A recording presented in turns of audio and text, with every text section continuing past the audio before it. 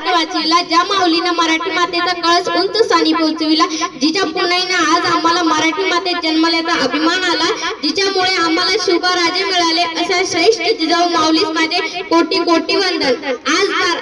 आजच्या कार्यक्रमाचे प्रमुख पाहुणे व तसेच गुरुजन व माझ्या वर्ग मित्र मैत्रिणींनो सर्वांना माझा नमस्कार।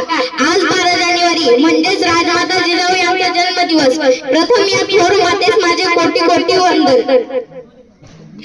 राजमाता जिजाऊ यांचा जन्म 12 जानेवारी 1558 रोजी बुलढाणा जिल्ह्यातील सिंदखेड राजा या गावी झाला। त्यांच्या वडिलांचे नाव लखुजीराव जाधव व आईचे नाव म्हाळसाबाई होते। त्यांचा विवाह 1605 मध्ये शहाजीराजे भोसले यांच्याशी झाला।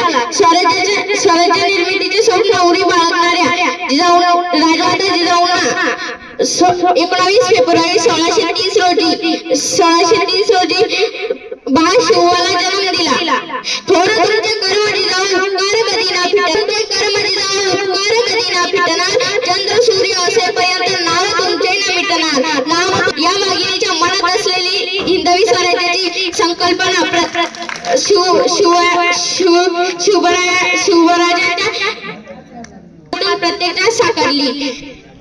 स्वराज्याची जिने घडविली विधाता, स्वराज्याची जिने घडविली विधाता, धन्य ती स्वराज्य जननी माता, धन्य ती स्वराज्य जननी माता। जिजाऊंचा गौरव गाथा, जिजाऊंचा गौरव गाथा, तिच्या चरणी माझा माता, तिच्या चरणी माझा माता। जिजाऊंनी प्रत्येक मावळ्यात स्वाभिमान निर्माण केला, प्रत्येक मावळ्यात शुभ घडविला। महाराष्ट्राच्या मातीमध्ये रोवलेले प्रहार काढून या माऊलीने गुलामगिरीच्या छाताडावर प्रहार केला।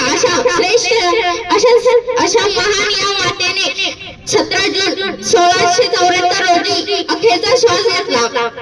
अशा आदर्श राष्ट्रमाता राजमाता जिजाऊंना माझा मानाचा मुद्रा। तर बोला माझ्यासोबत मित्रांनो, जय